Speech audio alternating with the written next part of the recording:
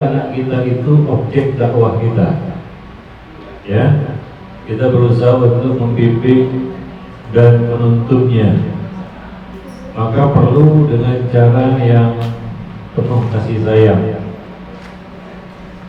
Bahkan Allah Subhanahu wa taala perintahkan Harun, Musa dan Harun untuk mendakwahi Fir'aun dengan cara yang lembut. Faqula lahu qawlan layyinan la'allahu yatadhakkaru aw yakhsha. Dan berbicaralah kepada Fir'aun, ini perintah kepada Nabi Musa dan Harun, dengan kata-kata yang lemah lembut agar dia ingat dan takut, ya.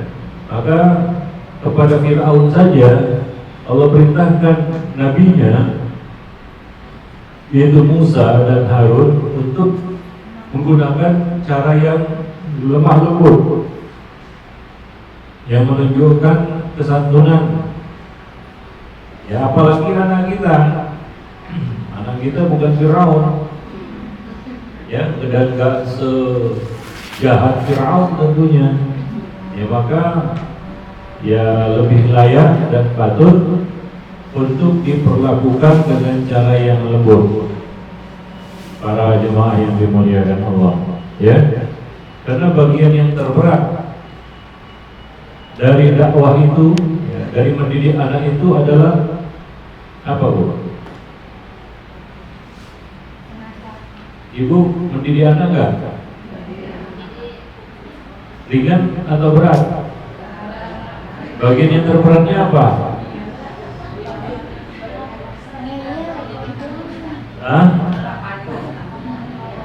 Apa bagian yang paling berat dalam mendidik anak? Saya tanya dulu, berdasarkan pengalaman masing-masing. Tolong jawab, dia nggak jawab, merajuk saya kalau nggak jawab. Apa coba? Satu-satu.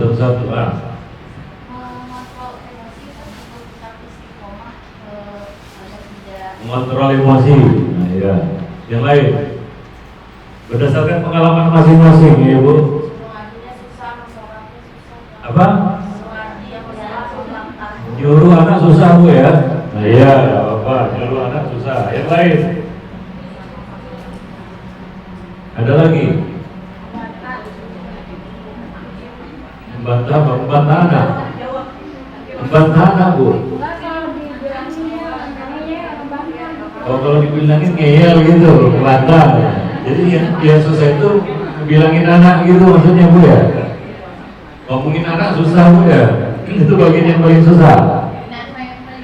Ya boleh. Yang lain ada nggak? Apa bagian yang paling susah dalam mendidik anak? Ibu, para ibu ini semua nih kan, depan saya ini, ada yang belum jadi ibu? Jangan-jangan sudah punya cucu semua.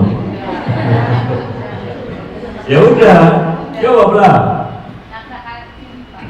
Apa?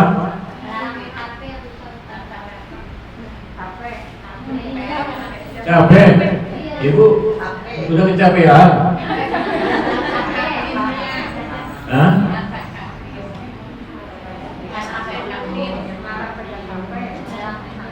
Oh, ngelarang main HP. Gadget. Gak selesai pembahasan gadget kita. Memang setan GP kata ibu ini. Gadget susah, Bu, ya. Yang paling susah itu ngambil gadget dia, ya. Ya kok ibu kasih? Dia dapat gadget dari siapa, coba saya tanya?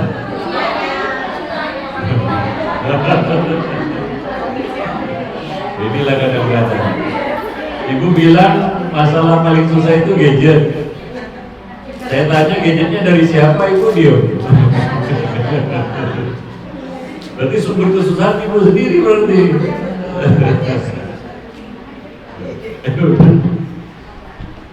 Yang lain ada lagi?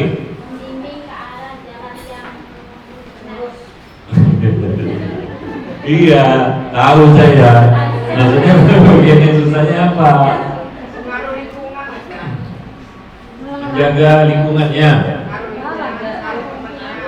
Maksudnya ibu susah menjaga pergaulannya, itu yang paling susah. Boleh. Yang lain? Nah. Jaga keteladanan kita. Oh, ngasih contoh ke anak bisa Bu ya? Nah, ya bagus. Ngasih contoh ke anak itu susah. Itu jujur itu. Misalnya apa? HP kan gitu ya. Gak bisa jadi contoh kan gitu ya, susah ya, susah, bagus. Yang lain, Bu, bagian yang paling sulit dalam mendidik anak itu apa?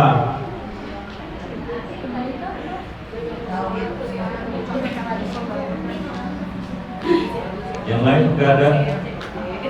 Ini kan berdasarkan pengalaman ibu sendiri, kok susah jawabnya.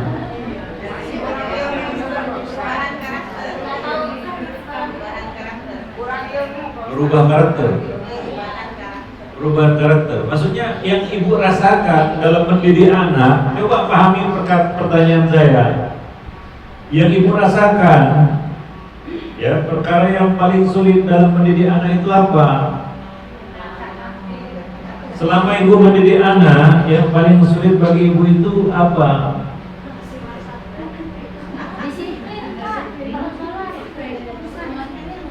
Apa?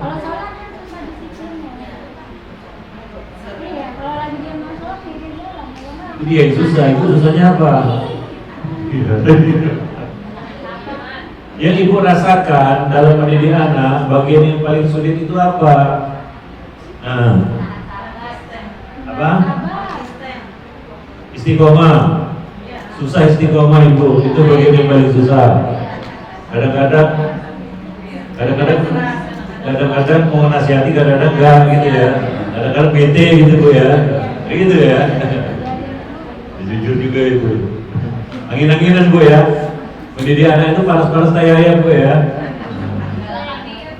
Hah? Apa? Anak pintar melawan. Jadi ibu merasakan kebodohan gitu. Anak lebih pintar, ibu merasa bodoh gitu kan, kalah terus, gitu ya.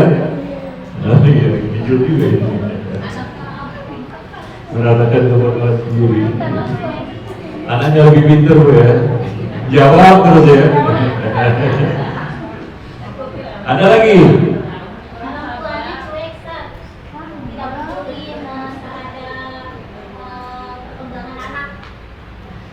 Ibu cuek?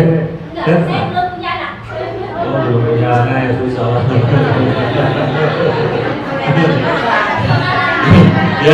Yang saya tanya ini pengalaman ibu-ibu yang ibu rasakan, bagian yang paling berat dalam mendidik anak itu apa? Ini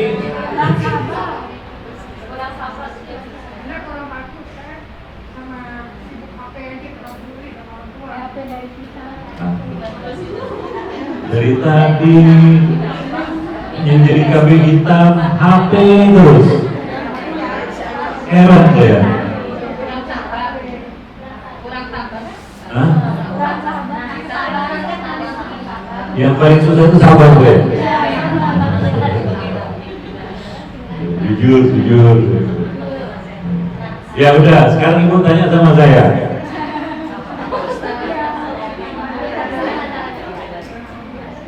Tanya saya dengan pertanyaan yang sama.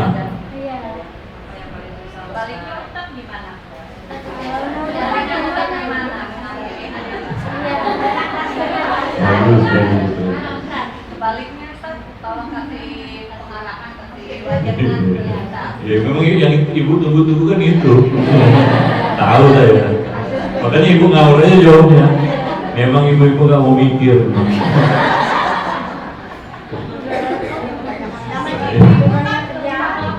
Ya udah, nah sekarang dengarkan ini. Ini pengalaman saya Bu ya. Saya jujur ini, seperti bagian ibu-ibu tadi jujur. Ini pengalaman saya Bu ya. Dengarkan baik-baik. Bagian yang paling sulit yang saya rasakan dalam mendidik anak adalah surat ini. Kalau ambilkan minum lah, tapi yang jangan yang dingin gini. nggak bisa minum dingin. Pilek. Ada, nggak ada. Ya udah, biar aja. Nah itu belum jangan.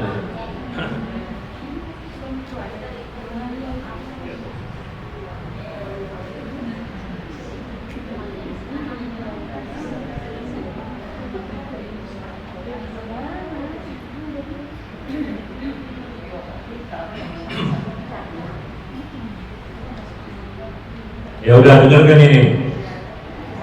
Bagian yang tersulit dalam mendidik anak itu yang saya rasakan ini Bu ya. Ibu jangan nyalahkan saya ya. Karena ini kan pengalaman saya ya. Jangan coba-coba nyalahkan saya. Ini pengalaman saya ini. Tapi mudah-mudahan menjadi inspirasi juga bagi Ibu. Ya, cukuplah saya aja yang merasakan. Ibu gak usah berat. Ya, dengarkan ini. Dengarkan baik-baik Bu.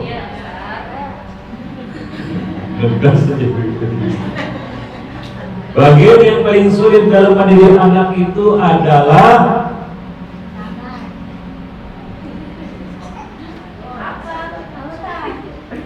merebut hatinya. Aduh, berat.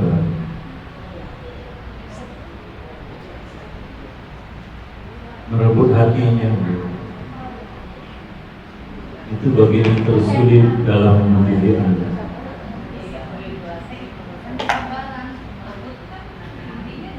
Mengambil hatinya, menaklukkan hatinya itu yang paling sulit, Bu.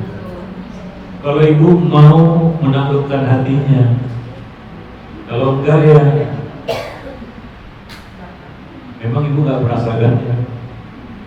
Susah nggak merebut hati anak itu, menaklukkan hatinya, sehingga dia punya chemistry, ikatan batin, bonding dengan kita, sehingga apa yang kita katakan itu nyambung, karena bicaranya dari hati ke hati. Itu bagian yang paling sulit, Bu. Kalau ibu sepakat sama saya ya. Itu anak usia berapa kira-kira yang kita ganggu pada hatinya? Iya, nah, dari 0 tahun sampai 20 tahun tuh. Kalau udah di atas 20 tahun udah punya fisik sendiri. Makanya ya, tugas mengambil hati anak itu perlu waktu yang panjang. Itu yang kita jaga terus.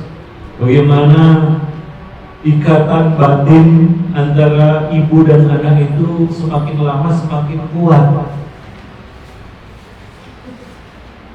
Bukan semakin lama semakin lemah. Ya. Nah itu akan tercipta, terbangun dengan waktu. Ini bukan pekerjaan sehari 2 hari. Ini bukan pekerjaan sebulan 2 bulan. Ini bukan pekerjaan setahun 2 tahun.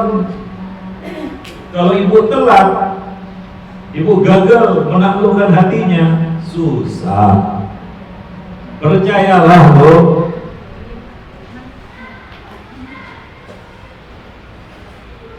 Dia akan lepas dari kendali ibu, nggak terkontrol, susah dibilangin. Ya ini yang ibu katakan tadi. Maka kadang-kadang kalau hati itu nggak nyambung, apapun yang kita katakan, Bu ya, apapun yang kita omongkan, kata-kata kita itu, omongan kita itu bagi dia seperti radio rusak.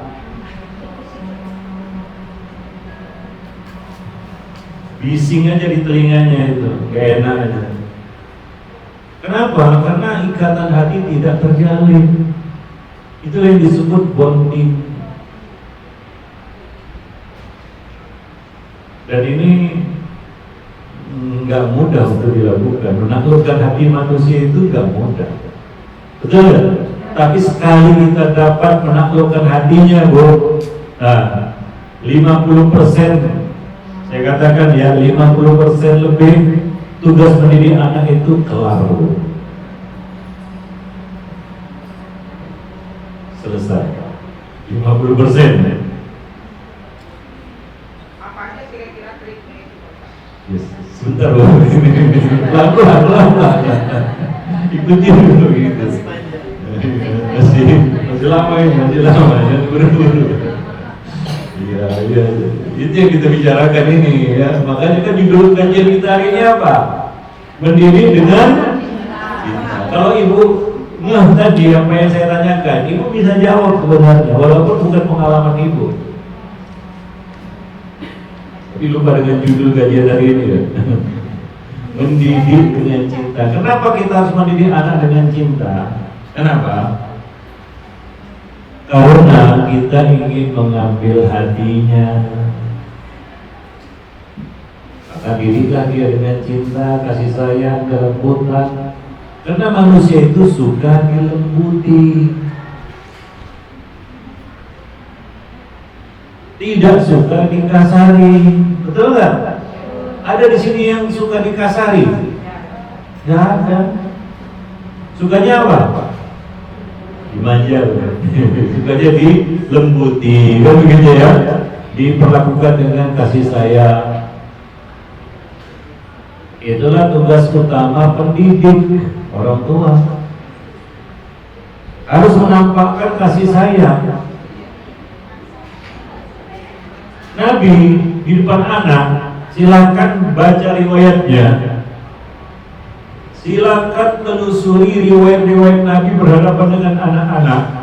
Apakah Nabi menampilkan sosok yang bengis, menakutkan, menyeramkan, horor, teror di depan anak? Silakan cari riwayatnya kalau ada. Bagaimana Nabi di depan anak? Sosok yang ramah, yang santun, yang dekat di hati mereka. Begitu. Kenapa? Karena Nabi ingin mengambil hati mereka. Jangan jadi orang tua seperti killer gitu. Killer tuh ya, menyeramkan gitu. Wah, orang tuanya itu pun bangga dia ditakuti sama anaknya. Oh, beginilah dia cara mendidik anak.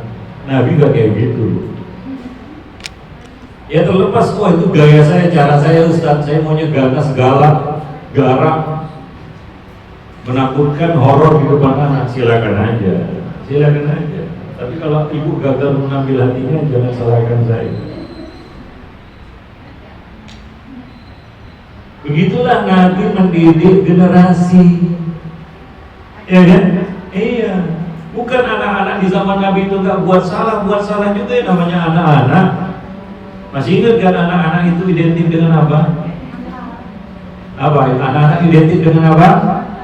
Salah. Para jamaah yang dimuliakan Allah, ya. Tapi Nabi nggak menampilkan sosok yang menyeramkan sebagai tukang vonis, tukang menghukumi. Beliau tampil di depan anak-anak itu sebagai sosok pendidik yang ramah, santun, penuh kasih sayang. Seperti itu, ya, ramah, sehingga itu bisa diterima oleh hati mereka. Para jemaah yang dimuliakan Allah. Kadang-kadang kita aja yang kesusu istilahnya, keburu-buru ingin memetik hasil. Lalu kita cari cara yang ekstrim untuk itu, ya. Maka tampillah kita di hadapannya seperti sosok yang menakutkan, menyeramkan, horor. Anak itu melihat kita horor. Tahu horor kan? Macam lihat hantu. Ada orang tua seperti itu, banyak loh. Ngeri kita melihatnya. Kata-katanya, penampilannya, macam bos gangster, bos mafia di depan anaknya, main instruksi komando, menakutkan loh. Kalau ibu selama ini caranya seperti itu, rubahlah. Itu bukan cara yang benar, ya. Ibu akan gagal untuk mengambil hatinya. Mungkin dia nurut dengan kegalakan, keganasan, kegarangan ibu itu, dia nurut, tapi hatinya enggak. Dia tinggal tunggu kapan lah saya bisa lepas diri orang tua seperti ini. Dalam hatinya mungkin seperti itu, Pak, ya. Udah gerah juga dia, ingin cepat-cepat.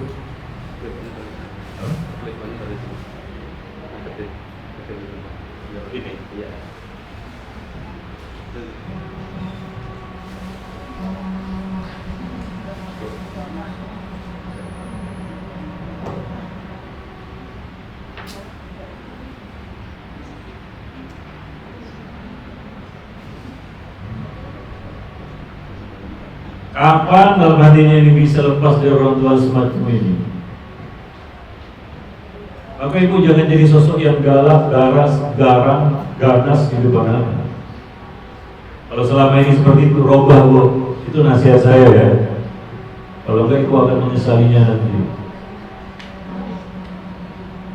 Para jamaah yang dimuliakan Allah, ya. Nah, tinggal tunggu waktu berbalik aja nanti. Ada waktu nanti dia ganas sama kita. Dia yang garang sama kita, dia yang galak sama kita. Banyak orang tua yang diperlakukan seperti itu sama anaknya, karena begitulah dia dulu memperlakukan anaknya. Maka saya katakan tadi, Bu, bagian tersulit dalam mendidik anak itulah mengambil hati anak. Karena hati manusia ini susah ditaklukkan. Pernah nggak menaklukkan hati seseorang? Pernah. Ibu belum pernah menaklukkan hati seseorang, satu orang pun. Takluk hatinya, Bu. Coba tanya sama dia. Gak yakin Ibu berhasil menaklukkan hati suami. Iyalah, percaya saya. Anggaplah saya percaya Ibu berhasil menaklukkan hati suami. Gimana caranya, Bu? Ibu tampil garang di depan dia, galak, ganas. Enggak kan? Ingat enggak dulu gimana menaklukkan hati suami? Susah kan? Susah. Mungkin perlu waktu yang lama Ibu berhasil menaklukkan hatinya. Begitulah hati manusia. Karena manusia itu pada dasarnya punya satu sifat yang sama, Bu. Manusia pada dasarnya punya satu sifat yang sama. Apa, Bu? Ada dalam Quran. Kalau ibu manusia, ibu tahu ini. Ada satu sifat yang ada pada semua manusia. Manusia pada dasarnya punya sifat ini. Apa itu? Sifat apa itu?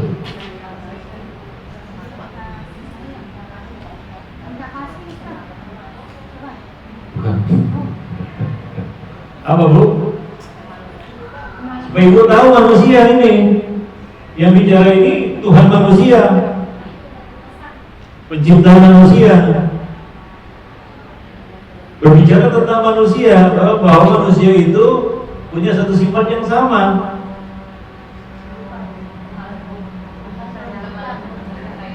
Yang diperhatikan, Hah? Apa?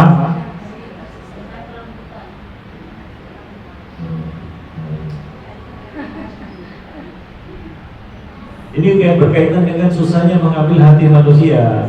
Kenapa susah mengambil hati manusia itu? Karena manusia punya satu sifat yang sama. Ini kaitannya sekali lagi, Ibu ikuti, Bu, ya. Masalah susahnya mengambil hati seseorang. Hati manusia itu susah untuk kita taklukkan. Kenapa? Ini kaitannya dengan hati manusia ini. Allah telah berbicara tentang manusia. Kenapa manusia itu sangat susah ditaklukkan hatinya? Kenapa? Karena dia punya satu sifat yang itu dimiliki oleh rata-rata manusia, semua manusia selama normal, ya. Apa itu?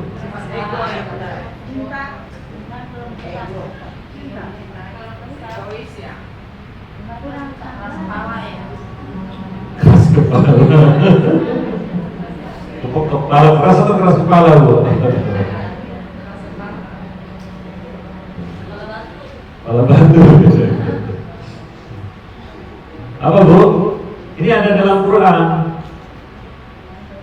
Yang ngomong ini Tuhan manusia, pencipta manusia.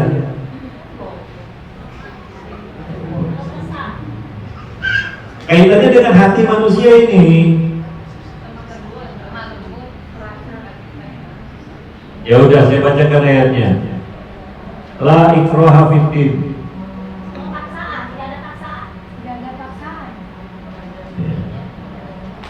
Hadis ayat ini menjelaskan sifat dasar manusia apa itu? Sudah saya bacakan ayatnya ini ya. Tidak suka dipaksa. Bagus, itulah dia. Manusia itu pada dasarnya semuanya Bu ya, termasuk ibu-ibu ini tidak suka dipaksa. Ibu suka dipaksa-paksa? Itulah manusia. Susah dipaksa, manusia itu nggak bisa dipaksa-paksa. Hingga dalam urusan surga dan neraka sekalipun manusia itu nggak mau dipaksa. Allah katakan itu, la ikraha fiddin, tidak ada paksaan dalam agama. Itu dalam urusan apa? Agama. Maksudnya apa? Surga neraka. Dalam urusan surga nerakanya manusia nggak mau dipaksa dia. Itulah hati manusia itu. Susah sekali memang. Maka jangan memaksa. Maka Allah katakan apa? Innama antum apa namanya? Walasta alaihi bimusaitir, dan engkau bukanlah orang yang bisa memaksa mereka, wahai Muhammad. Ya, walasta alaihi bimusaitir, dan engkau wahai Muhammad bukanlah orang yang kuasa, diberi kuasa untuk memaksa mereka. Nabi diberi kuasa untuk memberikan peringatan, tapi Nabi tidak diberi kuasa untuk memaksa hati manusia. Nabi aja gak bisa memaksa hati manusia, apalagi kita. Makanya dikatakan hati manusia di antara dua jari, Allah dibolak-balikkan, susah. Itulah susahnya mengambil hati manusia. Maka bagian yang terberat dalam mendidik anak itu adalah mengambil hatinya. Cobalah ibu usahakan, ikhtiarkan, lakukan mengambil hati anak, sehingga semakin lama ya semakin ada kedekatan, ya chemistry, ya keserasian, ya antara ibu dan anak ibu. Itu kadang-kadang apa ya, orang tua itu sudah tahu deh apa sih yang ada dalam hati anaknya. Anaknya juga bisa memahami apa sebenarnya yang ada di dalam hati ibunya. Kalau sudah tercipta seperti itu Bu, mudah untuk menaklukkan manusia. Tapi kuasai hatinya. Ibu ngomong apapun mudah dia ikut ibu. Serius. Ya, kalau ibu sudah berhasil menaklukkan hatinya, apapun yang ibu omongin mudah dia terima. Tapi kalau tidak Bu, apapun yang ibu katakan susah.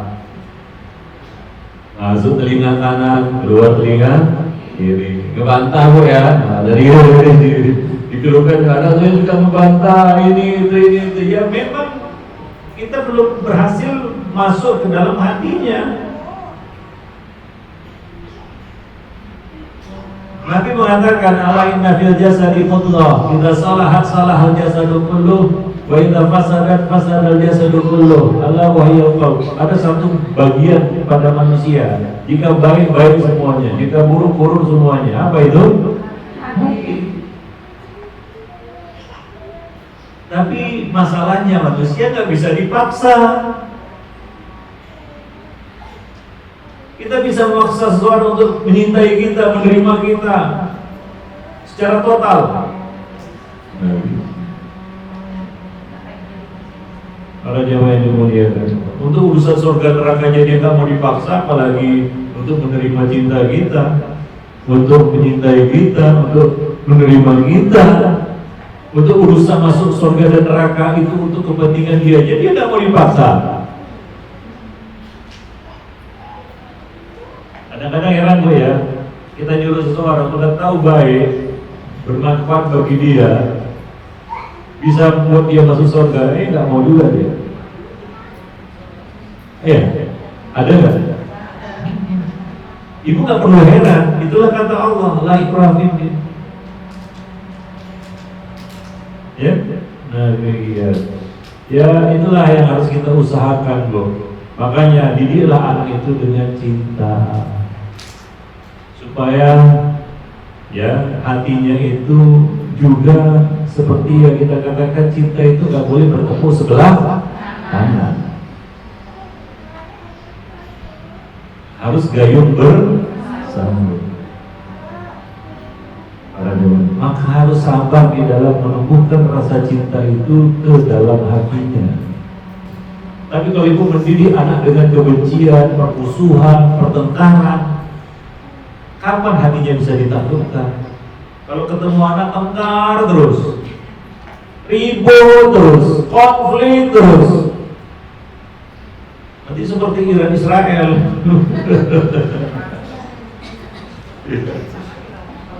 Larinya ke situ. Ya begitulah, supaya ibu tahu perubahannya. Bagaimana kalau ibu ketemu anak selalu konflik terus? Apa jadinya? Memangnya ibu suka berkonflik sama anak sendiri? Atau gimana? Coba, ya suka konflik sama anaknya. Itu seperti ada itu ibu ya, antara anak dan ibu itu seperti Tom and Jerry. Tahu Tom and Jerry nggak? Nggak ada akurnya sama sekali. Iya, iya pokoknya kayak Tom and Jerry lah. Kadang-kadang saya lihat kayak gitu bu ya, apakah capek itu ibu itu, orang tua itu kayak gitu. Kesel aja dia sama anaknya. Kalau udah curhat tentang anaknya selalu ungkapan kekecewaan, kekesalan, kemarahan, kejengkelan, kebencian dan lain-lain sejenisnya. Iya, saya paham. Anak nggak sesuai dengan ekspektasi ibu. Anak nggak seperti yang ibu dambakan, mungkin. Anak nggak seperti yang ibu inginkan barangkali. Tapi mau bagaimana lagi, bu? Kalau dibalik juga belum tentu ibu menjadi ibu yang diharapkan. Belum tentu ibu menjadi ibu yang sesuai dengan ekspektasi anak. Hanya karena dia nggak ngomong aja. Coba dia ngomong kalau ibu marah. Bu, maaf bu ya, kata anak ya. Ibu ini nggak sesuai dengan ekspektasi saya. Mungkin ibu murka mungkin ya. Enak aja. Lalu gitu ya, tapi ya seperti itu ya kenyataannya ya. Nah, jadi ya memang harus ya namanya menjalin hubungan dengan manusia, bu, dengan siapa saja. Ini nasihat saya, kalau ibu ingin menjalin hubungan dengan siapapun, mau saya kasih tahu tipsnya ini. Kalau ibu mau menjalin hubungan dengan siapapun dan langgeng hubungan itu, saya kasih tipsnya. Mau? Ilmu harus ditunggu. Penasaran itu. Udah? Harus ketemu di tengah. Itulah keadilan. Ketemu di tengah artinya harus ada win-win solution. Ketemu di tengah itu dia.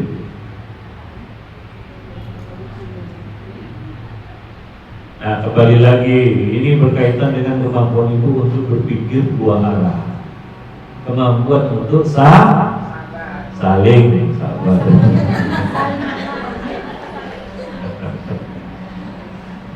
Begitulah dia cara tips kiat menjalin hubungan dengan siapapun. Harus ketemu di tengah. Baru damai bu, langgeng itu hubungan. Dengan siapapun, termasuk dengan suami ibu. Ibu inginkan dia saja yang ngalah gitu ya. ibu terlalu ego mungkin, terlalu egois, nggak bisa ketemu di tengah, nggak bisa gitu. Itulah caranya, Bu. Ya dengan anak juga demikian. Kita kadang-kadang kita harus berdamai dengan hati kita sendiri. Ibu berharap ekspektasi tinggi sama anak, dia berpikir sebaliknya aja. Anak kira-kira sesuai ke ekspektasi dia kepada kita, supaya ketemu di tengah ini ya. Karena pada dasarnya semua orang ingin adil gitu ya, dan dia merasakan keadilan. Karena beda ibu berlaku adil dengan menghadirkan rasa keadilan, itu beda. Pernah saya jelaskan di sini? Hah? Belum pernah? Ada nggak perintah berlaku adil sama anak? Ada nggak? Nabi mengatakan iqlilu baina auladikum, berlaku adillah kamu di antara anak-anakmu. Wajib nggak berlaku adil sama anak-anak? Gimana cara ibu berlaku adil? Bagi rata, sama rata gitu. Ya. Nah, jadi ibu harus membedakan antara berlaku adil dengan menghadirkan rasa keadilan. Yaitu anak merasakan keadilan itu, bukan keadilan sepihak yang dipaksakan. Kadang-kadang dia merasa nggak adil, tapi dia terima aja. Maka tugas yang lebih berat daripada berlaku adil adalah menghadirkan rasa keadilan.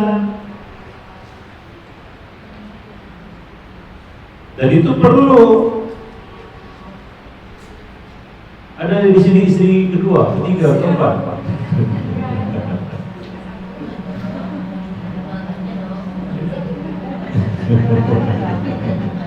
Ya udah. Ibu ini sensi kali kalau bicara itu. Langsung dicemburuti saya. Ya saya kasih contoh yang lain lah, udah itu. Langsung cemberut ibu-ibu ini. Nah, ibu tahu kan ya, ketika Nabi menaklukkan kota Mekah, waktu Mekah, ya, itu penduduk Mekah mayoritasnya masuk Islam, ya, mereka termasuk Nubi lah, ya, orang-orang yang baru masuk Islam. Lalu mereka ikut perang bersama Nabi ke peperangan Hunain, itu setelah penaklukan kota Mekah. Nah, setelah beberapa waktu akhirnya pembenteng Hunain pun berhasil ditaklukkan. Lalu tibalah pembagian ghanimah, harta rampasan perang. Nabi membagikan bagian yang lebih banyak kepada penduduk Mekah yang baru masuk Islam. Ya, dikasih onta dan sebagainya. Sementara orang-orang Ansor dapat juga, tapi nggak sebanyak itu, sedikit, lebih sedikit lah dibandingkan dengan penduduk Mekah. Sehingga ada yang memprotes Nabi dan berkata, ya Muhammad, berlaku adil, kamu belum berlaku adil ini, gak adil ini. Apa kata Nabi? Kalau aku tidak berlaku adil, siapa lagi yang berlaku adil? Masa keadilan Nabi dipertanyakan? Sehingga ada orang sahabat yang ingin memenggal kepala orang ini, tapi Nabi larang, jangan. Orang ini menuduh Nabi gak adil, ya. Dan orang-orang Ansor kayaknya juga merasakan ini gimana ya, kok kami dapat sedikit, gitu. Orang Mekah dapat banyak, betul ya? Iya, padahal mereka baru masuk Islam, kami sudah berjuang lama bersama Nabi, cuma dapat sedikit ini. Padahal kami jauh dari Madinah ke sini. Hunain itu kan lebih dekat ke Mekah daripada ke Madinah, jauh lah. Hunain itu Taif pun dekat dengan Mekah kan? Taif, iya. Pernah ke Taif gak? Belum. Ya dekat Mekah itu cuma 1 jaman lah kira-kira ya. Jadi orang-orang Ansor ini juga mengeluh, ini gimana nih ya, kok kami dapat sedikit. Sementara orang-orang Mekah baru masuk Islam, baru perang sekali bersama Nabi, dapatnya banyak. Menurut ibu adil nggak ini? Ya adil lah, karena Nabi membagi ya. Tapi orang-orang kayaknya susah untuk menerima ini. Pembagian seperti ini orang-orang kayaknya susah untuk menerimanya. Padahal Nabi sudah berlaku adil dalam membagikan harta perang, harta rampasan perang itu. Lalu Nabi pun melakukan sesuatu yang lebih dari sekedar berlaku adil, yang mungkin dipandang tidak adil oleh sebagian orang. Apa yang Nabi lakukan? Menghadirkan rasa keadilan. Ini the next level, Bu. Menghadirkan rasa keadilan. Apa yang Nabi lakukan? Nabi mendatangi orang-orang Ansor dan berkata, tidakkah kalian puas? Orang-orang pulang ke rumahnya masing-masing membawa unta, membawa harta rampasan perang, sementara kamu, wahai kaum Ansor, pulang ke Madinah dengan membawa Nabi.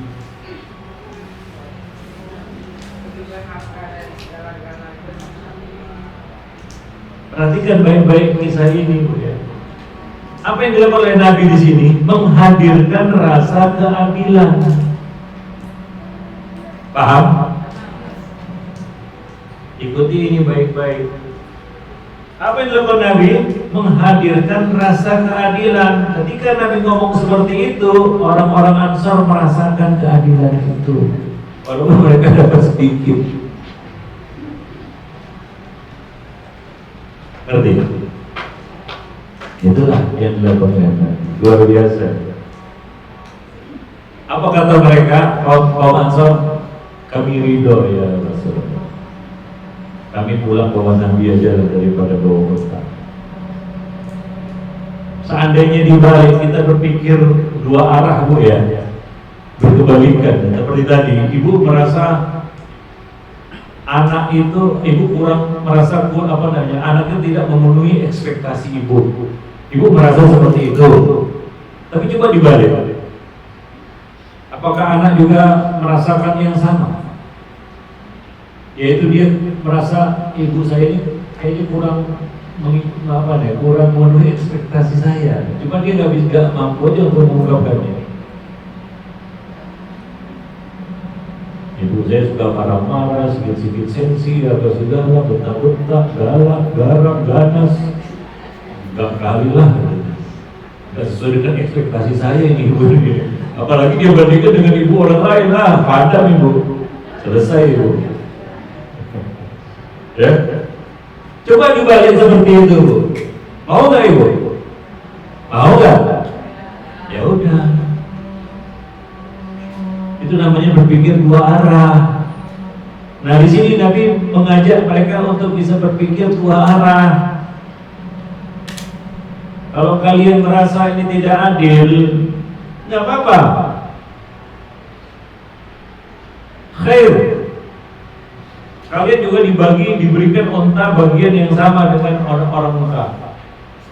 Tapi orang Mekah akan berkata, Muhammad, kamu kan penduduk Mekah, lahirnya di Mekah, ya pulang sama kami aja ke Mekah, gak usah ke Madinah. Gimana? Mau nggak orang-orang Ansor? Ya. Nah ini namanya kemampuan berpikir dua arah. Dan itu yang dihadirkan Nabi kepada orang-orang Ansor. Menghadirkan rasa keadilan. Ya, sehingga mereka bisa menerimanya. Dan mereka berkata, kami ridho ya Rasulullah. Ini baru adil. Itu namanya menghadirkan rasa keadilan. Sama anak-anak kita juga seperti itu, Bu ya. Hadirkan rasa keadilan itu di tengah-tengah mereka. Bukan hanya masalah bagi rata. Kalau adil itu hanya sekedar bagi rata, Bu, maka berlaku adil itu sangat mudah. Tinggal cukup modalnya kalkulator. 50-50 selesai. Enggak seperti itu. Paham? Nah demikian. Ya jadi memang perlu ya kita bersabar untuk mengambil hati manusia itu. Gak bisa kesusu, terburu-buru, memaksa, gak bisa. Tadi ya, hati manusia nggak bisa dipaksa. Ada ungkapan tuh, dalam hati, lanjutkan, dalam hati, lanjutkan. Hah? Siapa yang dibuka? Iya, siapa yang tahu? Iya kan? Hatta termasuk hati anak kita. Maka kita sebagai orang tua jangan tertipu dengan diamnya anak. Karena kita nggak bisa baca hatinya gimana. Bisa dia terima gak? Legowo gak dia? Ya, dengan mungkin cara kita, sikap kita. Para jemaah yang dimuliakan Allah. Ya sama lah.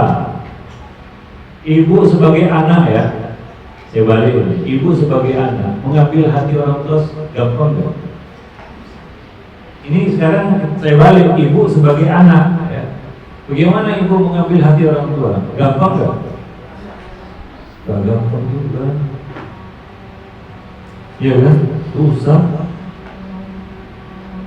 Ya kadang-kadang ya dilema juga. Kalau ibu pernah berdakwah sama orang tua ibu, gimana susahnya? Gimana susahnya bu mendakwahi orang tua? Kalau yang di sini ada yang sedang mendakwahi orang tuanya, ada nggak? Yang sedang mendakwahi orang tuanya, ada? Nggak ada. Gampang? Susah. Gak bisa satu kali, dua kali diomongin dia bisa terima gitu ya. Dia kadang harus sabar kan begitu ya. Ya kita ingin dengan dakwah kita kepadanya itu dia selamat kan gitu ya. Ikut sunnah kan begitu ya. Mau taat kan begitu. Ya tapi kadang-kadang ekspektasi kita ketinggian kali. Ya kenyataannya gak mudah mengambil hati manusia. Ya maka dari itu para ulama mengatakan al-aslu fid dakwah al-lin. Hukum asal dalam berdakwah itu adalah dengan lemah lembut. Dengarkan baik-baik. Manusia itu dilembuti saja belum tentu kita bisa mengambil hatinya. Itu sudah dilembuti, Bu. Sudah jadi lembut kita. Salah ya? Sudah super lembut, Bu. Ya. Itu aja belum tentu ya, saya katakan belum tentu bisa menaklukkan hatinya. Ya sama lah, saya juga paham, hati itu juga susah ditaklukkan, ya kan? Ya. Gak gampang ditaklukkan, kan gitu ya. Kadang-kadang manusia ini kan curiga aja dia sama orang lain. Betul loh. Kalau ada orang yang PDKT sama ibu-ibu curiga kan? Maunya apa dia gitu ya. Begitulah susahnya hati manusia itu. Dulu waktu PDKT apa ibu langsung terima? Saya terima gitu. Suami ibu dulu waktu PDKT, ibu langsung terima, saya terima gitu kan? Enggak. Gimana? Diuji dulu ya? Diuji dulu, dilihat-lihat dulu. Begitulah dia. Padahal mungkin yang sekarang jadi suami kita itu betul-betul cinta mati mungkin kita gitu ya, sayang kali dia. Cuma kita juga belum tentu bisa langsung saya terima gitu kan. Yes, enggak. Lihat-lihat dulu, pikir-pikir dulu, timbang-timbang dulu, kan begitu ya. Baru nanti diterima atau tidak.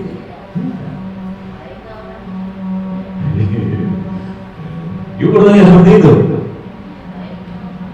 Baik nggak orangnya? Tapi ibu jangan lupa, orang lain juga berkata seperti itu. Ibu juga diuji. Orang juga berkata, baik nggak dia? Hidupnya kan saling menguji. Makanya saya katakan, ibu harus punya kemampuan berpikir dua arah. Kalau enggak, ibu nggak bisa hidup, nggak bisa jadi manusia juga. Wallahu a'lam. Ya, nah demikian. Ya jadi mendidik dengan cinta itu ya kita katakan menjadi dasar ya di dalam mendidik anak sebenarnya. Ya itu bahasa lain sebenarnya. Mendidik anak tanpa amarah. Ya, bahasa lainnya Bu. Ya mendidik dengan cinta itu bahasa lain dari mendidik anak tanpa. Begitulah kita menunjukkan dan menampakkan cinta. Ya. Nah cinta itu kan perlu apa? Cinta perlu apa Bu?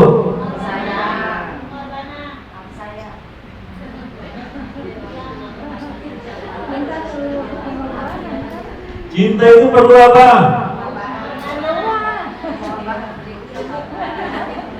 Ibu ini betul-betul nggak tahu lah saya. Saya curiga jadinya. Ibu cinta nggak sama suami? Nanti saya laporkan sama suami saya. Cinta itu perlu apa Bu?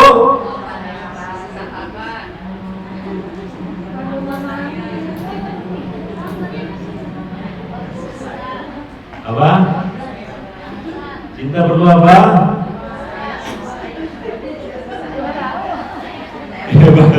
Cinta itu perlu modal. Iya, itu harus bermodal. Cinta itu perlu apa? Modal.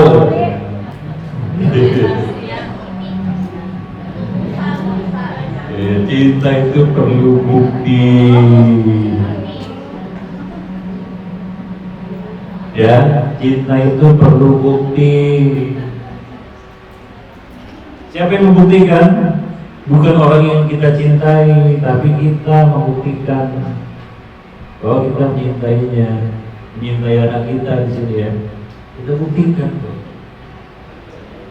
Ya salah satunya apa? Pembuktian cinta itu. Ini saya sabda Nabi ini, kalau ibu mencintai seseorang dan ibu ingin membuktikannya, gimana caranya? Salah satunya ini.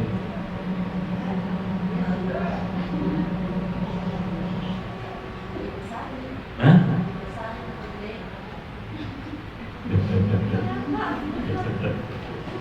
Ibu gak pernah jatuh cinta gitu. Yaitu dengan memberi. Itu kata Nabi, tahadu tahamu. Berilah hadiah, pemberian. Niscaya kamu akan saling sayang. Banyak memberi Bu, supaya kamu saling menyayangi. Itu kepada siapapun Bu, kepada siapapun. Saya katakan gitu ya, ini pembuktian cinta. Beranilah dan sukalah memberi.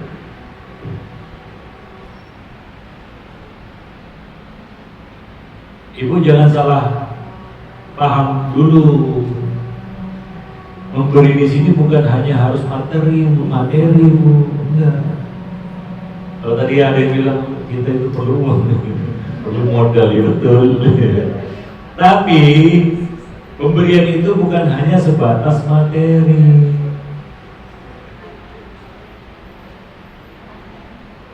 Saya yakin ibu gak keberatan memberi uang kepada anak.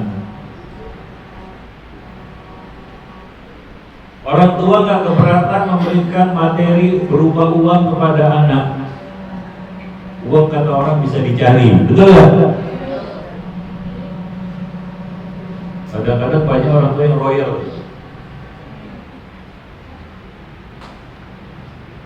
Ya kan? Gak keberatan dia, gak cemberut mukanya. Sayang anak gitu ya. Itu kan kata pedagang untuk menaklukkan hati orang tua gitu ya. Sayang anak gitu ya.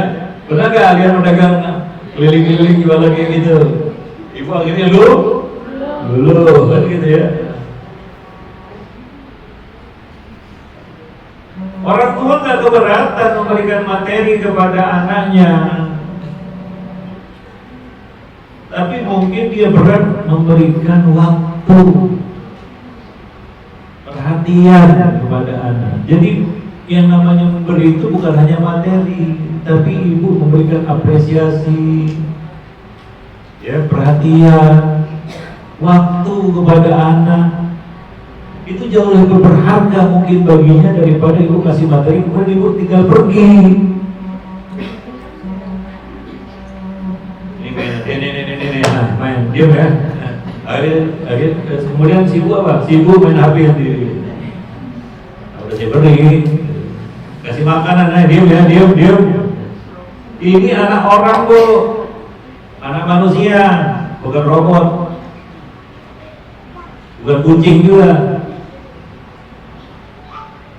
Si anak terima aja pemberian, tapi apakah muncul langsung muncul rasa kasih sayang itu? Dia rasakan kasih sayang orang tua dengan pemberian seperti itu? Belum tentu.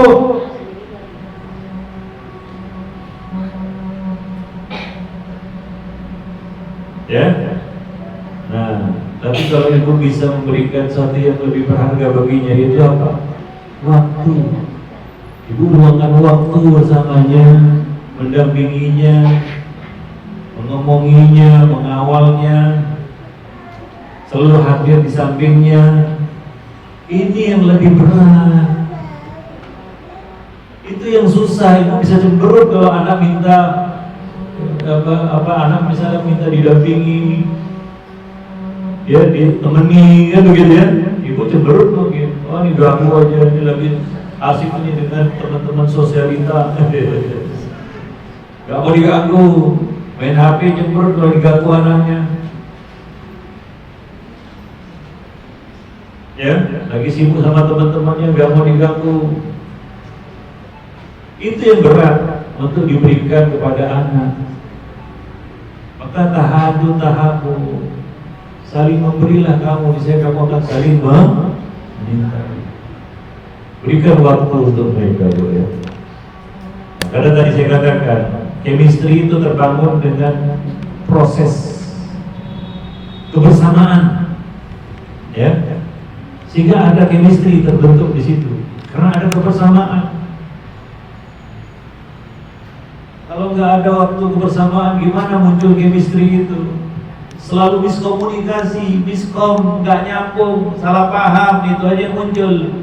Akhirnya apa? Ribut, tengkar, konflik. Karena nggak nyambung di antara anak dan orang tua ini. Apalagi sudah nanti anaknya menginjak remaja itu, lebih banyak lagi konfliknya nanti, miskomnya nanti. Kenapa? Nggak nyambung. Dia ke sini, anak ke sana. Nggak ngerti, nggak bisa saling memahami, ya selesailah sudah.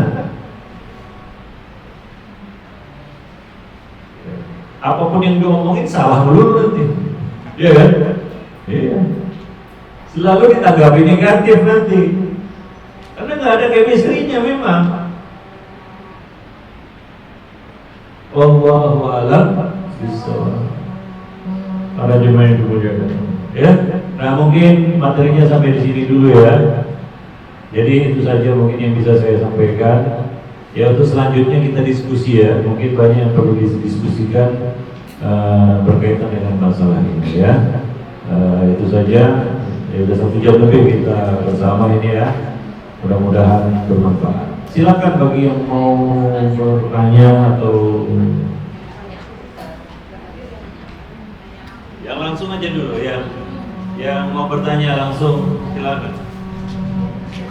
Ini ada, tolong.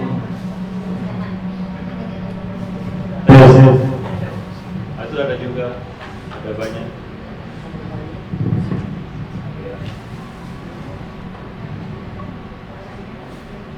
Silakan.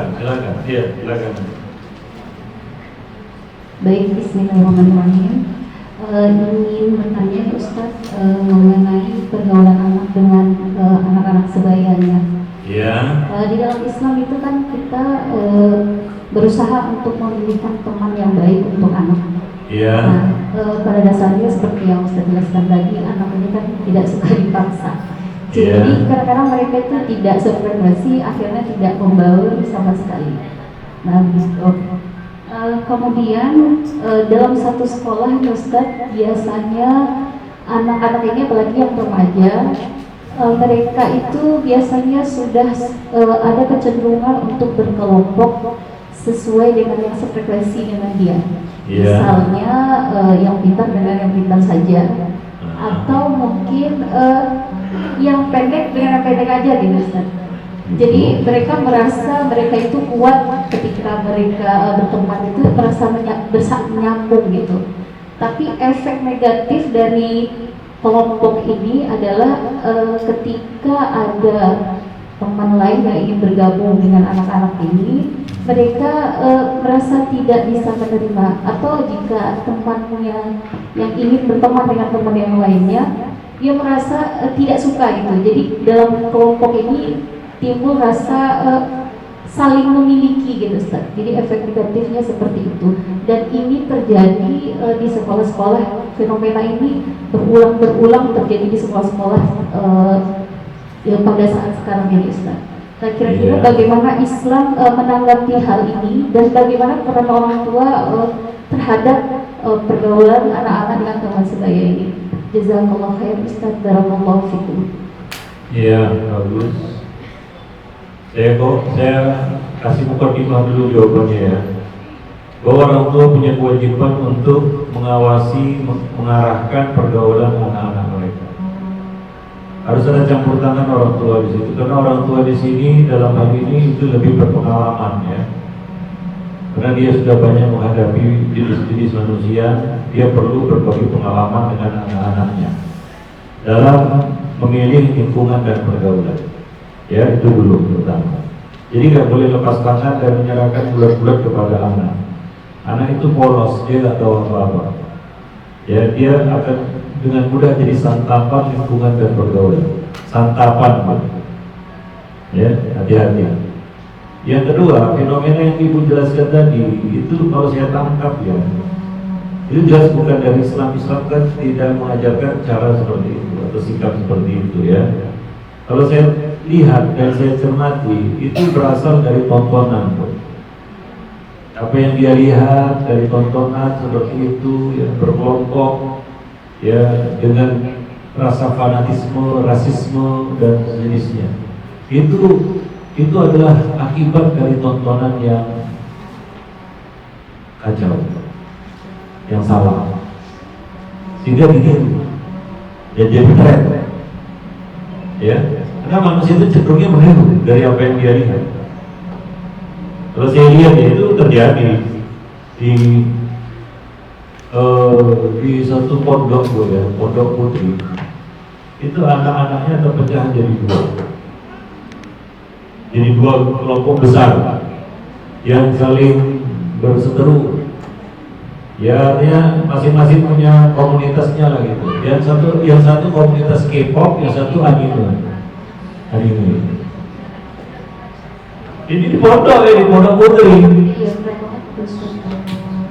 Bukan masalah tinggi pendek lagi ini. Ini udah kepada sekarang kalangan anak-anak muda fanbase itu lah. Ya, sampai seperti itu. Ya, dari mana mereka tahu seperti ini dan melakukan seperti itu? Ya, dari tontonan. Maka hati-hati ya dengan tontonan anak. Ya, lama-lama kan ditiru. Ada lagi di sekolah juga ini, Bu. Ya, itu kadang-kadang konyol-konyolan juga, tapi ya begitu itu yang terjadi. Anak-anak di sekolah itu terpecah dua, berseteru juga komunitas yang ngefans sama Ronaldo sama Messi. Itu terjadi ini, saya bicara ya berdasarkan apa yang terjadi di lapangan, laporan sekolah itu mengeluhkan kondisi anak-anak murid mereka. Tapi seperti itu. Ya, ini kan kondisi yang nggak sehat. Kenapa itu semua terjadi? Karena tontonan. Maka kendalikan, kontrol dan awasilah tontonan anak-anak. Itu sangat mempengaruhi cara berpikir mereka, sikap dan perilaku mereka. Karena manusia itu punya kecenderungan suka meniru, apalagi anak-anak peniru ulung gitu. Apa yang dia lihat ditirunya, Bu. Jadilah seperti itu, mungkin dari film yang ditontonnya. Oh, kalau di sekolah punya geng-gengan gitu ya. Nah, akhirnya dia buat juga. Kadang-kadang ada tontonan ini alasan yang buat film, wah kami ingin menyampaikan satu pesan. Pesan yang nggak nyampe, contohnya yang dibuat.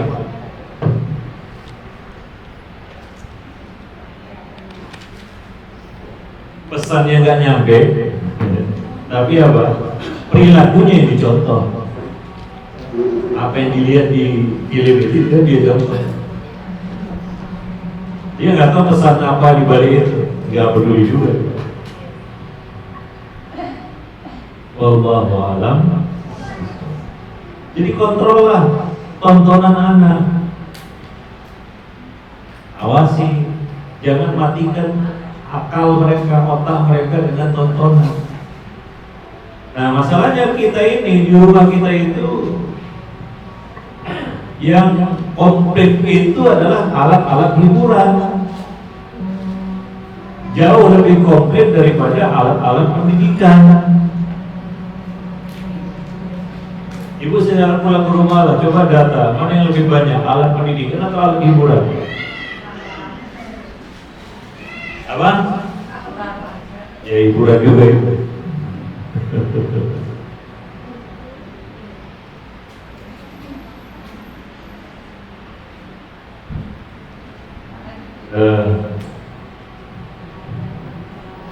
Sehingga anak-anak sekarang itu gak jelas hala tujuannya, gak jelas.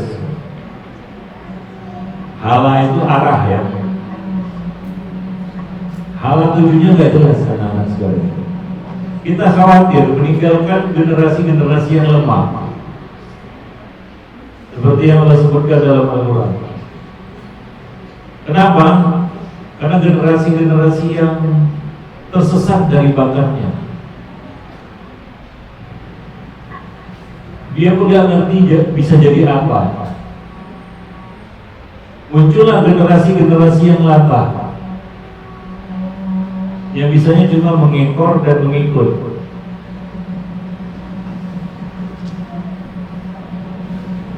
Lihat teman-temannya TikTok kan, dia pun ikut-ikut TikTok kan, joget-joget di TikTok. Banyak kan anak-anak. Anak pondok lagi, Bu.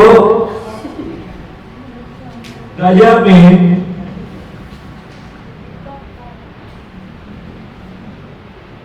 Itu kerjaan anak muda sekarang kok. Karena terpengaruh dengan apa? Dengan yang dia lihat di medsos, flexing-flexing itu begitu menawan dan menarik hatinya. Kayaknya enak juga gini ya. Ya semua itu berasal dari tontonan, bro, yang jadi tuntunan. Termasuk cara-cara yang disebutkan tadi, fenomena disebutkan tadi. Saya kan sudah panjang ngobrol dengan berbagai pihak sekolah ya. Yang mereka keluhkan yang memang tontonan anak-anak ini luar biasa. Memang sudah zamannya kayak gitu, gimana? Tontonan itu dengan sangat mudah bisa diakses, Bu. Sebagian tontonan itu datang sendiri dia. Notifikasi TikTok itu kalau dia hidupkan notifikasinya, datang sendiri, Bu.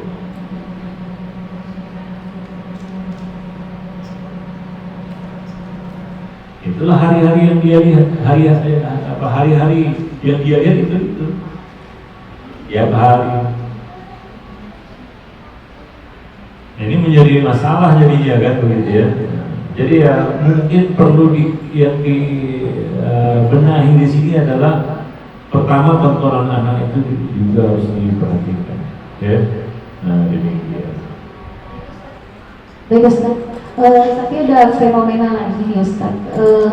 anak kita ini kan baru SD ya. Kadang-kadang orang tua pun mencontohkan hal seperti itu. Mungkin ada beberapa orang tua yang juga mempunyai kelompok-kelompok juga gitu, Ustaz. Ya itu sama juga.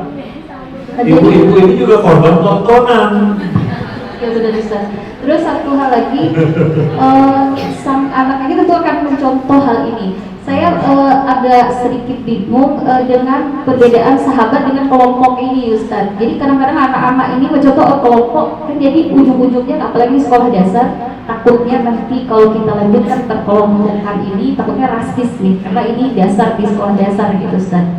Nah jadi perbedaan antara kelompok yang benar-benar fokus pada arti sahabat tadi yang secara bersama-sama, atau kelompok nanti yang akan menjadi benih-benih rasis gitu, Ustaz. Jadi bagaimana ya kita bagusnya menanggapi hal ini, Ustaz? Karena semakin lama kita perhatikan hal ini makin menjadi-jadi di kalangan khususnya di ibu-ibu juga seperti itu, Ustaz. Ya gitulah manusia bro ya. Ya, kata ulama ini, Ibnu Taimiyah pernah mengatakan, an-nasu ka'asyrabil qatar. Manusia itu seperti rombongan burung. Pernah lihat rombongan burung? Dia akan terbang bersama sejenisnya. Betul nggak? Iya.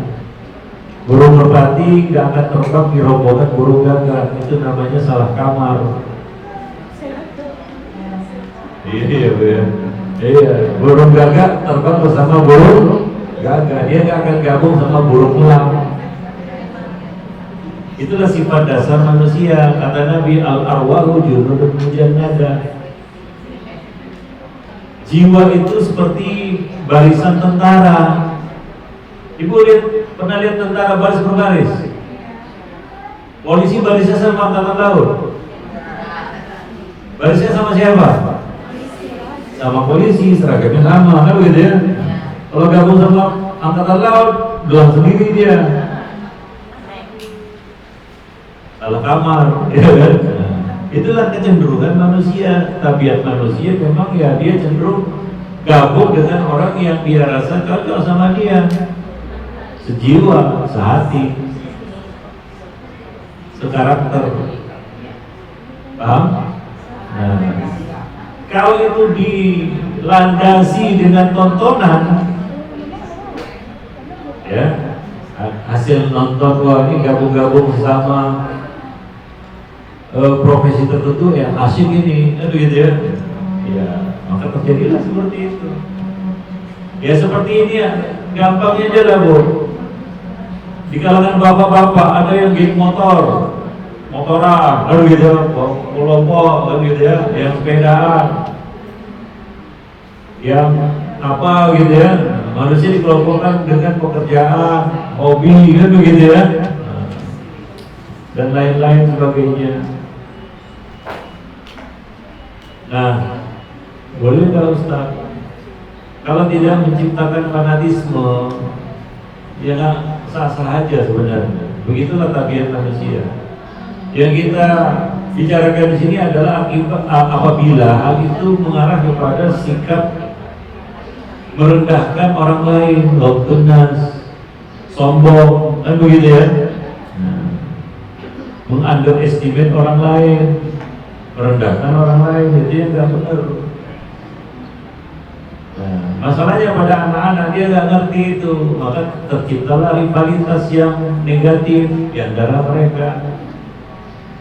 Ditambah lagi yang dia contoh itu sesuatu yang salah, seperti anak-anak remaja putri yang meniru K-pop. Luarnya dia jilbaban hitam-hitam kayak gini, dalamnya rupanya kostum anime. Iya Bu, itu gurunya tentunya baru tahu ketika anak-anak itu di kamar mereka ganti kostum semua Bu.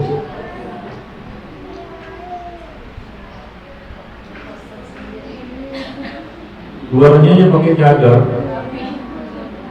hitam-hitam jubah gede. Pas dibuka Bu, dalamnya anime ruhnya. Cosplay itu, cosplay. Masa ibu nggak tahu? Pura-pura itu. Guru-guru terkejut bu. Tapi akhirnya ketika mereka ngelapor juga sama saya bilang itu mungkin dari rumahnya kayak gitu. Ya rumahnya betul lah. Memang dari rumah kayak gitu. Diperparah lagi ketemu teman-temannya di sekolah, ya udahlah sekali 3 uang lock udah. Ya jadilah komunitas itu, komunitas K-pop, ya anime yang cosplay itu. Wallahu a'lam. Nah di sini kembali lagi ya bu ya. Orang tua itu perlu mengawal pergaulan dan lingkungan anaknya. Termasuk juga jangan abai tentang tontonan anak. Ini sangat berpengaruh. Wallahu a'lam bishawab ya.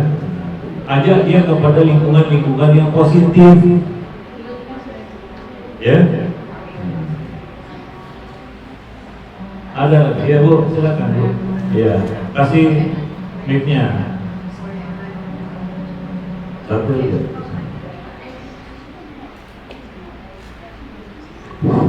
Assalamualaikum warahmatullahi wabarakatuh. Waalaikumsalam warahmatullahi wabarakatuh.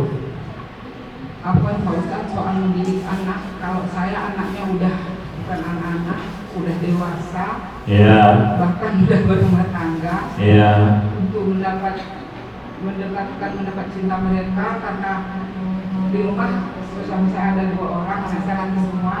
Ya. Bersama saya ada 2 orang dan usianya udah di atas 20. Ya.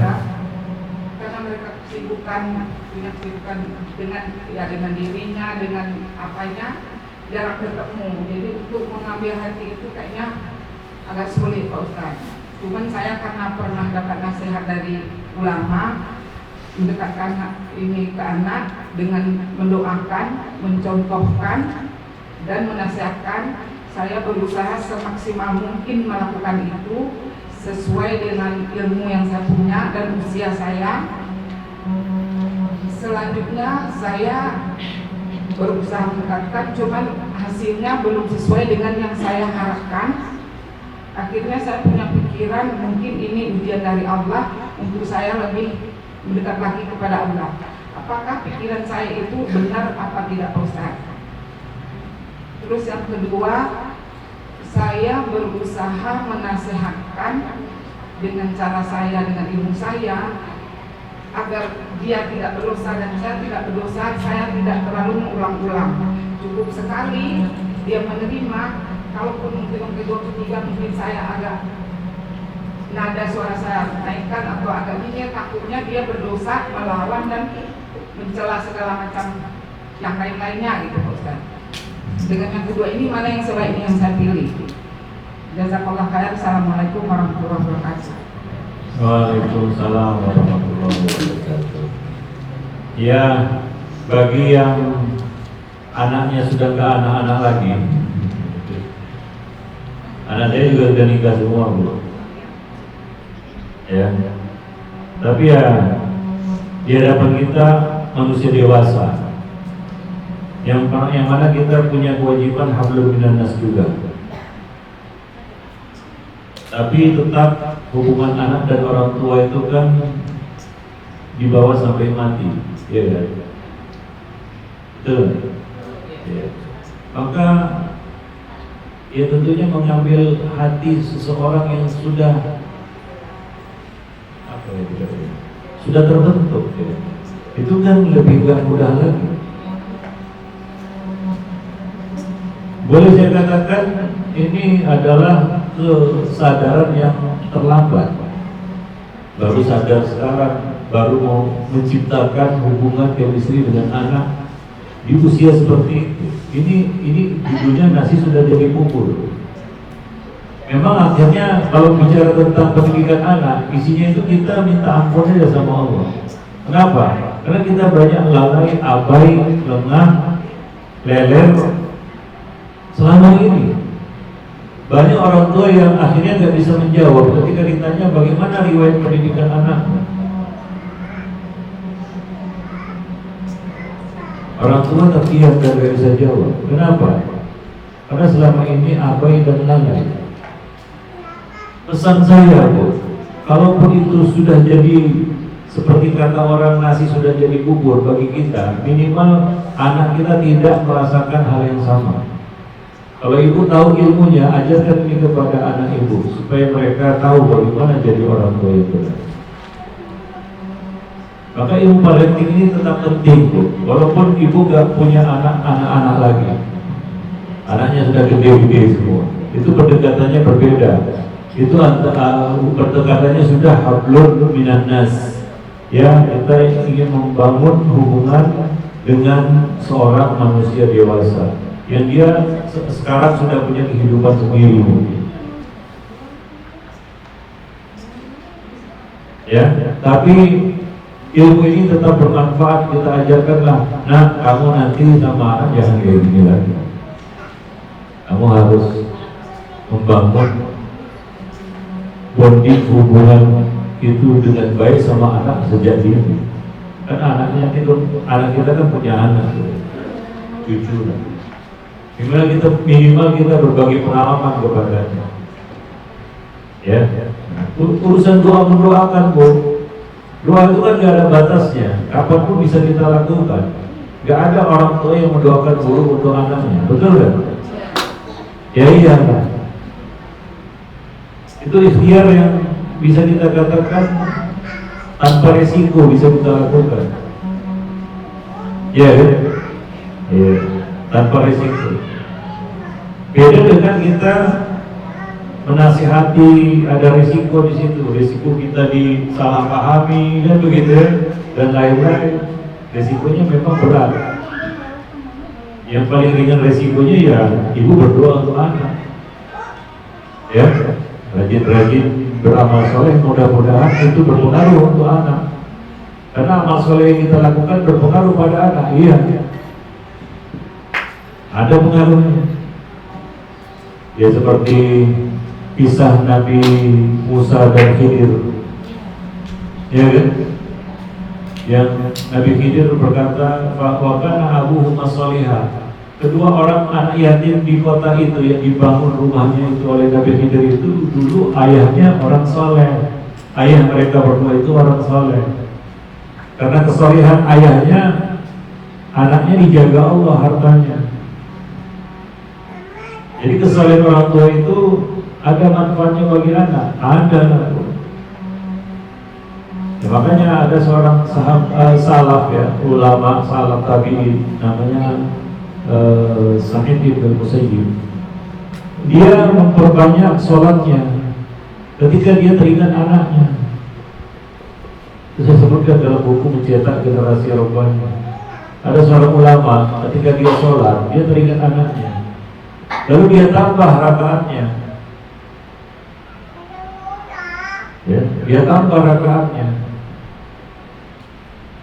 Wallahu a'lam. Mudah-mudahan ibu bertambah sedekahnya ketika ingat anak. Asalnya mau 50.000 ingat anak asal 1.000. Bukan malah sebaliknya. Mau sedekah 50.000 teringat anak 10.000. Wallahu a'lam bishawab. Ya. Nah, ada lagi, silakan. Ada lagi yang mau bertanya? Iya, Bu, silakan, Bu.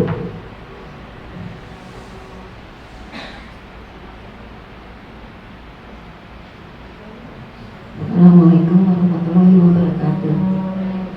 Waalaikumsalam. Ya, Pak Ustadz, kan di sini kan mendidik anak dengan cinta ya Ustadz. Iya. Kalau anak saya memang sudah dewasa, sudah pada menikah. Sekarang saya punya cucu Ustadz. Yang saya ingin tanyakan, di sini kan mendidik dengan kelembutan, dengan kasih sayang. Gitu. Yeah. Bagaimana caranya kalau memberitahu tentang kesalahan dia Ustadz? Nah, fenomena sekarang kan Ustadz banyak sekali guru-guru nih yang digugat gitu. Apa? Nah, Digugat? Ya, guru-guru Kenapa sekarang digugat? banyak Ustadz karena maksudnya gurunya memberitahu secara keras atau apa gitu ya. Oh. Jadi gurunya itu juga. Yang sekarang ini kan banyak juga bahwa mendidik anak itu nggak boleh dengan kata-kata tangan, gitu kan Ustaz ya. Nah yang saya tanyakan di sini, bagaimana cara mendidik yang sebenarnya gitu, untuk memberikan arah kalau anak kita tuh salah gitu. Dengan cara seperti apa Ustaz? Terima kasih banyak. Wassalamualaikum warahmatullahi wabarakatuh. Sekarang kita ingin menjelaskan atau menyalahkan? Menjelaskan juga memberitahukan gitu Ustaz, bahwa anak ini kan salah. Sekarang katakan nggak boleh keras sama anak Ustaz. Sedangkan kita itu kan, maksudnya gini, keras kita itu dalam arti ada tanda kutip Ustaz ya, gitu. Nah sekarang kan kita nggak boleh. Tanda kutipnya apa? Bahwa kita sayang loh sama anak gitu. Gimana anak paham kita sayang sama dia? Misalnya gini Ustaz, misalnya anak kita kan salah, ya kan? Terus kita kasih tahu, udah berkali-kali tuh Ustaz kita kasih tahu. Katakan sekarang tuh banyak contoh lah, kalau anak salah kita dengan lemah lembut. Nah anak tuh berkali-kali kita kasih tahu, nggak dengar Ustaz. Paling pada saat kita agak keras, baru dia dengar. Nah sebenarnya seperti apa sih pendidikan yang sesungguhnya gitu ke anak itu kalau kita memberitahu kalau dia salah Ustaz?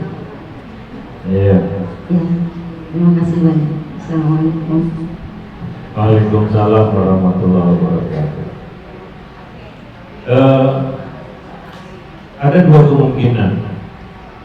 Ibu pilih cara yang kasar, keras, atau cara yang lembut. Itu dua pilihan. Hasil 50-50. Ibu dengan cara yang kasar, dengan cara yang keras, belum tentu juga diterima anak. Jangan tertipu anak ikut sesaat. Jangan terpedaya dengan itu.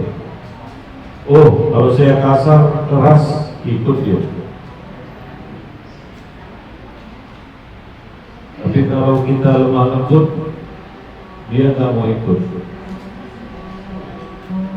Jangan terpedaya dengan ikutnya anak.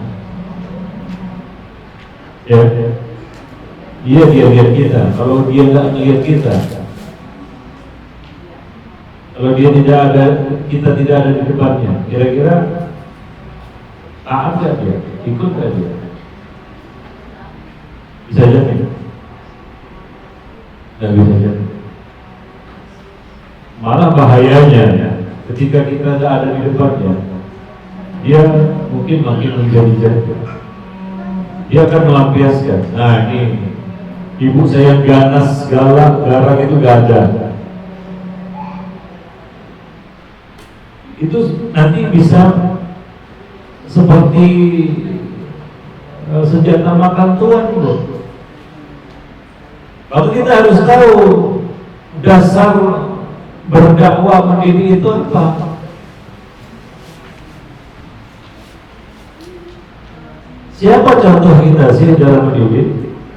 Siapa? Siapa? Ya Nabi. Sepakat? Nah sekarang saya tanya, Nabi itu bagaimana? Bukan bagaimana kita ya. Beda itu Bu. Bagaimana kita dengan bagaimananya Nabi, jangan-jangan beda.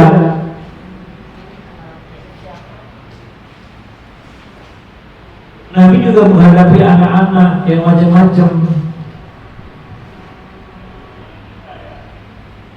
Ya, ada anak yang ya cucu Nabi itu ngambil harta sedekah di masjid, dia namanya anak.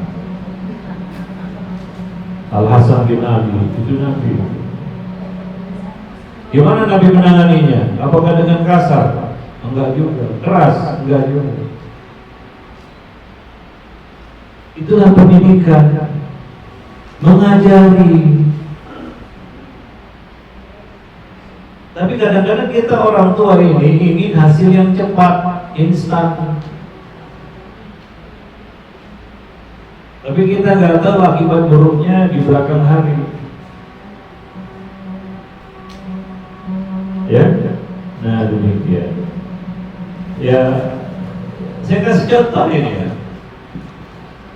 Ketika Nabi Nuh melihat anaknya mau tenggelam, Itu diceritakan di dalam Al-Quran. Ya, ketika anak itu sudah terombang-ambing di atas air banjir itu, Nabi Nuh ada di atas kapalnya, melihat anak itu terombang-ambing. Anak ini didakwahi, diajak oleh Nabi Nuh untuk kesekian kali, gak tahu kesekiannya berapa. Yang jelas ratusan tahun Nabi Nuh itu berdakwah. Di momen-momen kritis antara hidup dan mati, siapa sih orang tua yang gak sayang sama anak? Betul gak? Coba lihat Nabi Nuh saat itu. Nabi Nuh dihadapkan dua pilihan, mau cara apa ini? Gak ada jaminan kedua cara itu, karena hasil bukan di tangan manusia, hasil di tangan Allah. Apakah dengan cara yang kasar, marah-marah sama anak ini, ngomel-ngomel, atau dengan cara yang santun, sabar, kasih sayang? Apa yang dicontohkan Nabi Nuh di sini yang disebutkan Allah dalam Al-Quran? Menjadi contoh juga bagi semua orang tua, menjadi panutan bagi semua orang tua. Nabi Nuh memanggil dengan lembut anaknya itu dan berkata, "Ya bunayya, hai anakku." Ini anak, aduh, gimana bagaimana sih ngomongnya? Anak Nabi mungkin sudah puluhan tahun, bukan anak-anak lagi, sekarang sudah dewasa mungkin dia, ya kan? Istilah orang-orang tua sekarang masih juga keras kepala istilahnya, ya, bandel, gegil atau apalah ibu bilang, tetap gak mau. Di last momen seperti itu, ada satu kesempatan terakhir mungkin bagi Nabi Nuh untuk mendakwahi anaknya ini. Kira-kira kalau ibu jadi Nabi Nuh, cara apa yang ibu ambil? Cara apa yang ibu tempuh? Marah-marah? Meledak sudah kemarahan sampai diubur-ubur? Atau apa? Dan apa yang Allah sebutkan di dalam Al-Quran jadi contoh bagi kita, bukan selera ya. Saya katakan, dalam mendidik ini bukan ibu katakan bagaimana saya, enggak, bagaimana Nabi.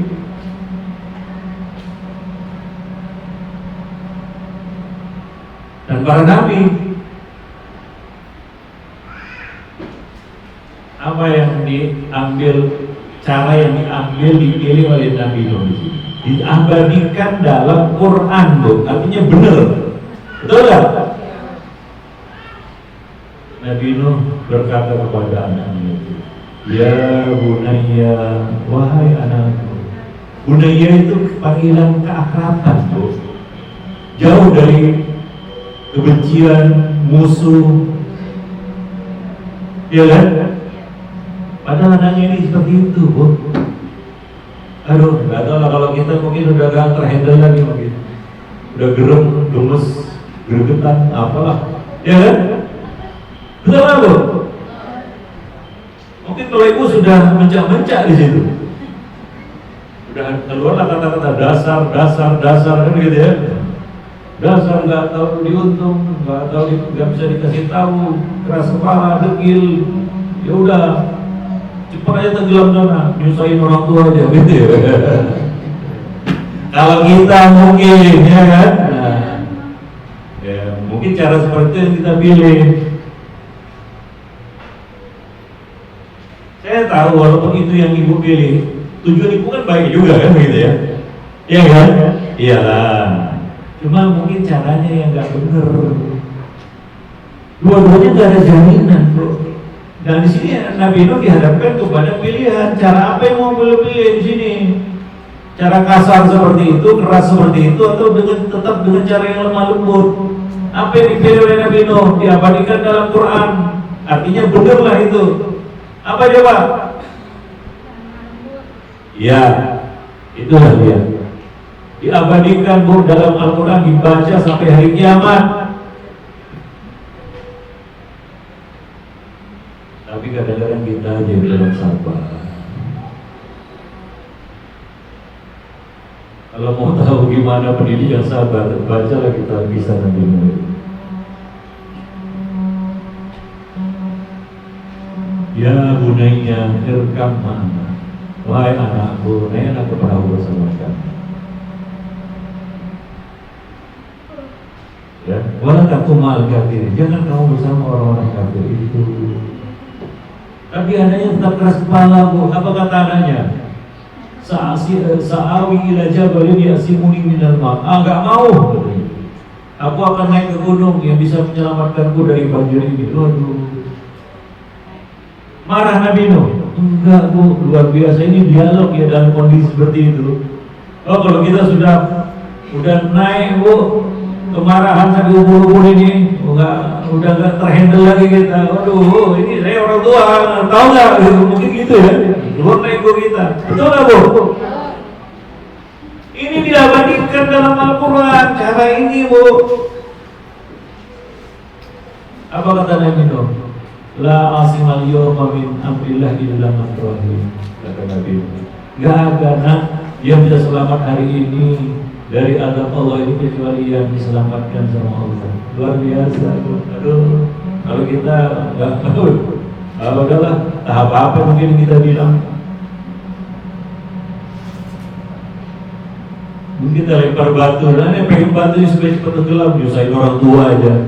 Dasar anak tak guna, gitu ya. Mungkin kalau kita, gitu ya. Nah, hilang kesabaran kita, Bu ya. Udah nggak bisa mikir lagi, Bu ya.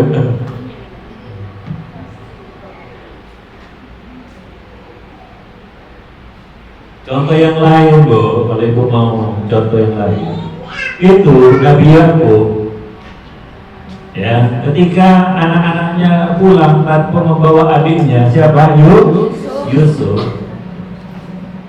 Dia bawalah baju yang sudah dilumuri darah serigala. Dikadali orang tuanya ini. Ya, sebagai orang tua mungkin ada feeling yang gak enak pada diri Yakub. Ini dia kehilangan anaknya ini karena dikatakan oleh saudara-saudaranya dimakan serigala. Ibu bayangkan aja lah. Ibu melepas anak-anak ibu. Rupanya ada satu ini yang gak disukai sama saudaranya. Dihilangkan, pulang mereka bawa laporan. Adik kami itu udah tenggelam udah. Ibu gimana coba? Pasti ibu kambing hitam kan anaknya udah diamuk semua, dia kan? Ibu amuk semua udah. Apalagi mereka bawa Yusuf itu dengan janji mereka akan jaga. Kan begitu kisahnya. Pernah baca nggak kisah itu? Surah Yusuf.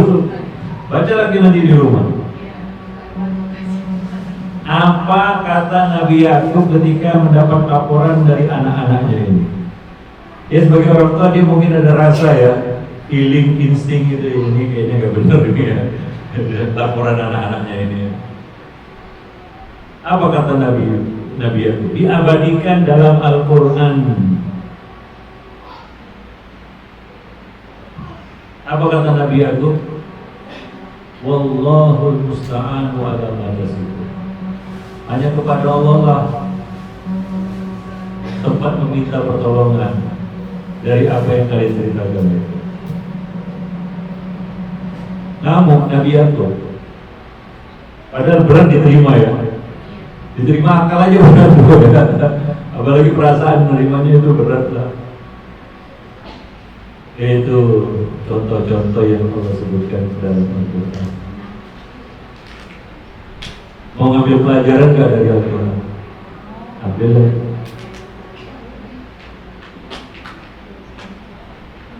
Kalau Nabi Yakub pilih marah-marah di sini,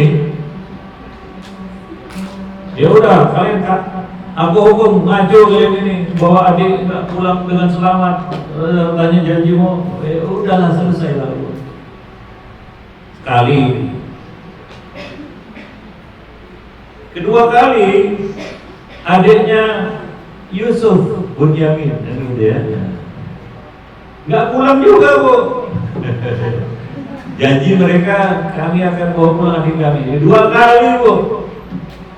Ditanya kemana adiknya? Ya ditahan orang. Marah Nabi Yakub? Enggak bu.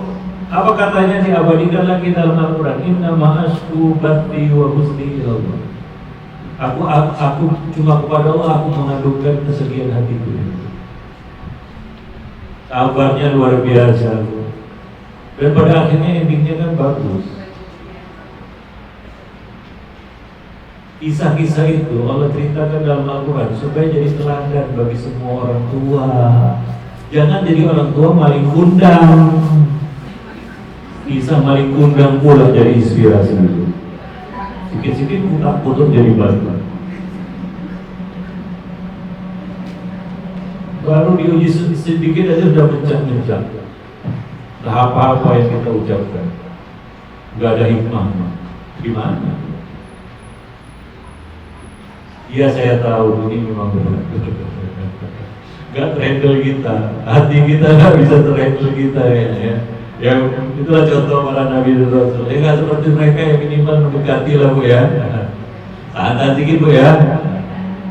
Nabi juga seperti itu, makanya saya tanya tadi, adakah Nabi menampilkan sosok yang mengerikan, menyeramkan di depan anak-anak? Tidak pernah. Bukan anak-anak di zaman Nabi tidak buat salah.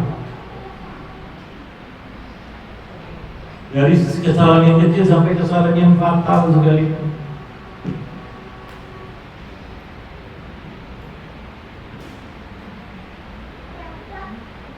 Mendidik dengan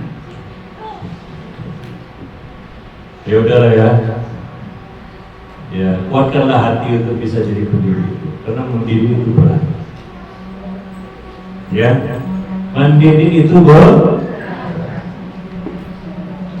Wallahu a'lam. Ya udahlah itu aja ya. Mudah-mudahan bermanfaat ya. Mudah-mudahan kita bisa ketemu lagi di lain waktu. Kita akhiri dengan doa kafaratul majlis. Subhanallahi wa bihamdihi, asyhadu an la ilaha illa anta, astaghfiruka wa atubu ilaik. Assalamualaikum warahmatullahi wabarakatuh.